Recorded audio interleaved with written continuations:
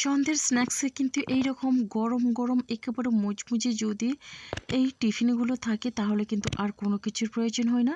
Chop, সিঙ্গাড়া, পকোড়া সব কিছু খাওয়ার কথা ভুলে যাবেন। এটা এতটাই ভালো লাগে যে বাড়িতে থাকা আটা আর কড়াইশুঁটি দিয়ে ঝটপট তৈরি হয়ে যায় এই টিফিন রেসিপি। তো নমস্কার বন্ধুরা, মনীষা রান্নাঘরে সবাইকে স্বাগত। প্রতিদিনের মতো চলে এলাম আবার একটা রেসিপি নিয়ে। তাহলে চলুন বন্ধুরা রেসিপিটা শুরু করি। তো এই স্ন্যাক্স রেসিপির জন্য এখানে আমি নিয়েছি কড়াইশুঁটি। তো আমি এখানে অল্প পরিমাণে কড়াইশুঁটি নিয়েছি, আর প্রথমে এই কড়াইশুঁটিটা আমি একটা মিক্সিং জারের মধ্যে দিয়ে দিলাম। এবার নিয়েছি কিছুটা পরিমাণে ধনেপাতা, আর ধনেপাতা দিয়ে এখন ধনেপাতার ডাঁটি শুদ্ধ আমি দিয়ে দিচ্ছি। তো এখন এখানে দিয়ে দিচ্ছি কাঁচা লঙ্কা। তো 4 পিস কাঁচা লঙ্কা আমি দিয়ে দিলাম। একসঙ্গে কিন্তু বেশ ভালোভাবে একটু পেস্ট করে নেব, তবে একেবারে মিহি করব না, একটু দানা দানা থাকবে সেইভাবেই কিন্তু আমি এটা পেস্ট করে নেব। তো মোটামুটি পেস্ট হয়ে গেছে। এরপরে দেখুন একটা মিক্সিং বোল নিয়েছি। তো বোলের মধ্যে এখানে মাঝার সাইজের একটা বাটিতে 1 বাটি পরিমাণে নিয়ে নিলাম আটা। বন্ধুরা আমি এখানে কিন্তু আটা দিয়েই তৈরি করছি এই টিফিনটা। আপনারা চাইলে কিন্তু এখানে ময়দাও দিতে পারেন কিংবা আটা ময়দা মিশিয়ে। তো এখন আমি আটার মধ্যে স্বাদ অনুসারে লবণ দিলাম, আর কালারের জন্য একটু হলুদের গুঁড়ো দিলাম। আর এখন আমি এখানে দিয়ে দিচ্ছি গোটা জিরে 1/2 চামচ পরিমাণে। আর একই পরিমাণে আমি এখানে দিয়ে দিলাম জোয়ান। তো জোয়ান দিলে কিন্তু হজমে বেশ সাহায্য করে, আর জিরে দিলে ফ্লেভারটাও কিন্তু বেশ ভালো হয়। এখানে দেখুন দিয়ে দিলাম সামান্য পরিমাণে তেল।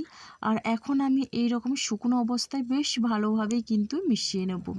বন্ধুরা এই রেসিপিটা কিন্তু অসাধারণ লাগে, আর শীতের সেরা বলতে পারেন। তো শীতের সন্ধ্যায় দারুণ লাগে কিন্তু চায়ের সঙ্গে এই টিফিন রেসিপিটা।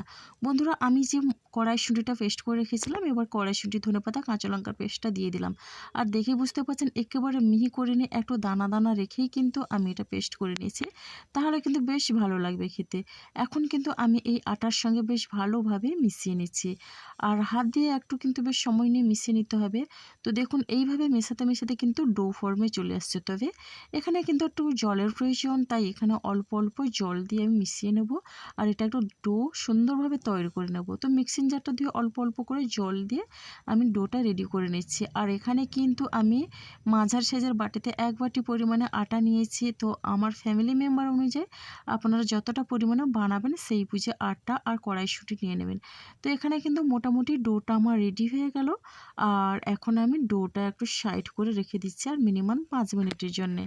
তো এদিকে দেখুন একটা বড় সাইজের সেদ্ধ আলু নিয়েছি। তো আলুটাকে এভাবে ছোট করে আমি কেটে নিয়েছি। আর এখন আমি একটা কাঁটা চামচের সাহায্যে বেশ ভালোভাবে কিন্তু স্ম্যাশ করে নিচ্ছি। আপনারা চাইলে কিন্তু গ্রেডও করে নিতে পারেন। তো বন্ধুরা দেখুন এখন কিন্তু আমার এটা আলুটা স্ম্যাশ করা হয়ে গেল। এদিকে আমি গ্যাসে কড়াই বসিয়ে দিচ্ছি। তো এরপরে কড়াইয়ের মধ্যে দিয়ে দিয়েছি সর্ষের তেল। আমি পুরটা কিন্তু একটু বেশ সুন্দরভাবেই বানিয়ে নেব, ভীষণই টেস্টি করে। এবার তেলের মধ্যে আমি গোটা জিরে দিয়েছি, আর এখন আমি দিয়ে দিচ্ছি গ্রেট করা আদা। তো 1/2 ইঞ্চি পরিমাণে এখানে আমি আদার ব্যবহার করছি। এখানে কিন্তু পেঁয়াজ রসুনের ব্যবহার করছি না, সম্পূর্ণ নিরামিষভাবে এই পুরটা আমি রেডি করে নিচ্ছি। তো বন্ধুরা তেলের মধ্যে হলুদের গুঁড়ো আর ঝাল লঙ্কার গুঁড়ো আর একটু ভাজা মশলা দিয়ে দিলাম। আর এই ভাজা মশলার মধ্যে কিন্তু জিরে, ধনে আর মৌরি একসঙ্গে ভেজে আমি গুঁড়ো করে নিয়েছিলাম। তো এরপরে দিয়ে দিলাম এখানে 1 চামচ পরিমাণে বেসন। আর বেসনটা দিলে কিন্তু বেশ ভালো লাগবে। আর এই যে পুরটা রেডি করব এটা কিন্তু একেবারে শুকনো শুকনো হবে, বেশ ভালো হবে। তো এখন আমি দিয়ে দিলাম আলু। তো আলুটা দিয়ে আবারও বেশ ভালোভাবে এইভাবে নাড়াচাড়া করে মশলার সঙ্গে মিশিয়ে নিচ্ছি। আর দিয়ে দিচ্ছি আলুর মধ্যে স্বাদ অনুসারে লবণ। আর লবণটা দিয়ে বেশ ভালোভাবে একই রকমভাবে আমি মিশিয়ে নেব। আর এই আলুর পুরটা যদি বেশ সুন্দরভাবে টেস্টি করে বানানো যায় তাহলে গোটা টিফিনটাই কিন্তু দারুণ লাগে খেতে। তো বন্ধুরা দেখুন এখন কিন্তু কিছু সময় ধরে আমি আলুটাকে বেশ ভালোভাবেই নাড়াচাড়া করে ভেজে নিয়ে সামান্য পরিমাণে দিয়ে দিলাম ধনেপাতা কুচি। আর ধনেপাতা কুচি দিলে কিন্তু ফ্লেভারটা বেশ ভালো হয়, আর খেতেও দারুণ লাগে। তো দেখুন এখন আমি ধনেপাতা কুচি দিয়ে মিশিয়ে নিচ্ছি।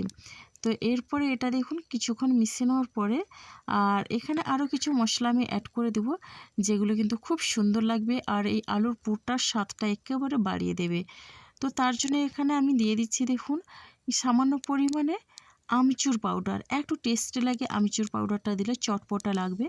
আর দিয়ে দিচ্ছি গরম মশলা গুঁড়ো। এখন আমি আমচুর পাউডার আর গরম মশলা গুঁড়ো দিয়ে আবারও বেশ ভালোভাবে মিশিয়ে নিচ্ছি। এই টিফিন রেসিপিটা কিন্তু সকাল সন্ধ্যা যে কোনো সময় ভালো লাগবে, তবে সন্ধ্যের সময় চায়ের সঙ্গে বেশ ভালো লাগে। এটা কিন্তু রেডি হয়ে গেল আমার আলু ফুটটা। এবার আমি একটা প্লেটের মধ্যে তুলে নিচ্ছি। আর এখন আমি দেখে নিচ্ছি আটার যে ডোটা রেডি করে রেখেছিলাম। আর ডোটাকে এখন আবারও হাত দিয়ে একটু চেপে চেপে মেখে নিচ্ছি। ডোটা কিন্তু খুব সুন্দরভাবে তৈরি হয়েছে, ভীষণই নরমভাবে আমি তৈরি করে নিচ্ছি। বেশি নরম না, রুটি পরোটার মতো করে আমি তৈরি করে নিলাম। এখানে কিন্তু আমার লেচি কাটা হয়ে গেছে। এবার হাতের সাহায্যে এইভাবে একটু গোল গোল করে ঘুরিয়ে নিচ্ছি। তো বন্ধুরা দেখুন, লেচিটাকে প্রথমে এইভাবে চ্যাপটা করে নিচ্ছি। আর চ্যাপটা করে আমি একটু বাটির শেপ নিয়ে নিচ্ছি। এইভাবে বাটির শেপ নিয়ে নিচ্ছি। আপনারা চাইলে কিন্তু বেলেও এই টিফিনটা করে নিতে পারেন। খুব কম সময়ের মধ্যে তৈরি করার জন্য আমি হাতের সাহায্যে এইভাবে বাটির মতো করে নিচ্ছি। আর এটা এতটাই সুন্দর লাগে যে খেতে, একবার খাওয়ার পরে কিন্তু বারবার খেতে যাবেন এই টিফিনটা। তো দেখুন, এখন আমি আলুর পুরটা দিয়ে দিচ্ছি।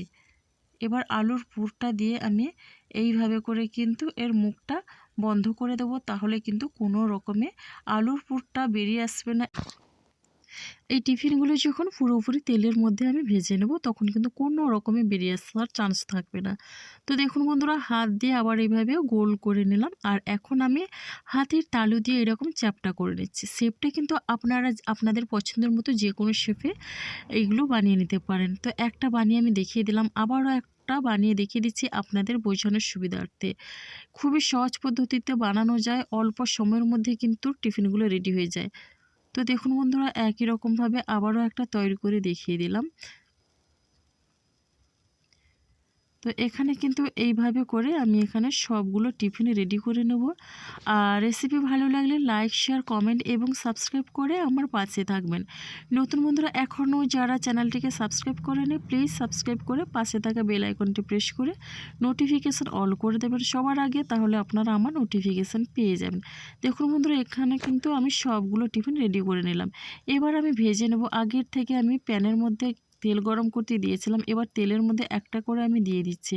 তো একসঙ্গে কিন্তু আমি সবগুলো দেবো না, এখানে যতটা ধরবে সেই বুঝেই আমি দিয়ে দেব। আর এই সময় কিন্তু গ্যাসের ফ্লেমটা আমি মিডিয়ামে রেখেছি, কোনো রকমের হাই ফ্লেমে রাখা যাবে না, তা নাহলে কিন্তু উপর থেকে পুড়ে যাবে আর ভেতরে কাঁচা থাকবে, তার জন্য টিফিনগুলো খেতে ভালো লাগবে না। এখন দেখুন, আমি এখন উল্টে নিচ্ছি। এবার উল্টে পাল্টে কিন্তু একটু লাল লাল করে ভেজে নেব। বন্ধুরা, এই টিফিনটা কিন্তু উপরে থেকে মুচমুচে আর ভিতরে কিন্তু ভীষণই টেস্টি আর মুখরোচক সুস্বাদু, কিন্তু পুরো ভরা ঠাসা, দারুণ লাগে কিন্তু এই টিফিনগুলো। তো এখন কিন্তু আমার রেডি হয়ে গেছে, আর এইভাবে লাল লাল করে ভেজে নিচ্ছি। আর এখন আমি তেল ঝরিয়ে নাস্তাগুলো তুলে নিচ্ছি। একই রকমভাবে বাকিগুলোও ভেজে নেব। গরম গরম মুখরোচক কিছু খেতে চাইলে এটা অবশ্যই একবার হলেও ট্রাই করতে পারেন। দেখবেন এটা খেয়ে মনে হবে এটাই যেন শীতের সেরা। তো বন্ধুরা দেখুন, এখানে কিন্তু আমার সবগুলো রেডি হয়ে গেল পরিবেশনের জন্য। একটা আমি প্লেটের মধ্যে নিয়ে নিচ্ছি। আর দেখেই বুঝতে পারছেন কতটা লোভনীয় হয়েছে, আর স্বাদে গন্ধে কিন্তু অতুলনীয়। প্রত্যেকটা কিন্তু খুবই সুন্দরভাবে রেডি হয়েছে। আর আমি কিন্তু এখানে পরিবেশন করছি একটু টমেটো সসের সঙ্গে। আর এই রকম গরম গরম ধোঁয়া ওঠা যদি এই টিফিনগুলো সন্ধ্যের স্ন্যাক্সে থাকে, তাহলে কিন্তু আর কোনো কিছুর প্রয়োজন হবে না। প্রত্যেকটা কিন্তু খুবই সুন্দরভাবে তৈরি হয়েছে। তো বন্ধুরা, কেমন লাগলো কমেন্ট করতে ভুলবেন না। আপনাদের একটা মিষ্টি কমেন্ট কিন্তু আমাকে অনেকটা উৎসাহ দেয় নতুন নতুন রেসিপি বানানোর জন্যে। তো বন্ধুরা, আজকে রেসিপিটা আমার এই পর্যন্ত। আর আগামীকাল আসবো আবারও একটা নতুন রেসিপি নিয়ে। আপনারা সবাই সুস্থ থাকুন, ভালো থাকুন। অসংখ্য ধন্যবাদ। আর অনেক অনেক ভালোবাসা রইল আমার সোনা বন্ধুদের জন্যে।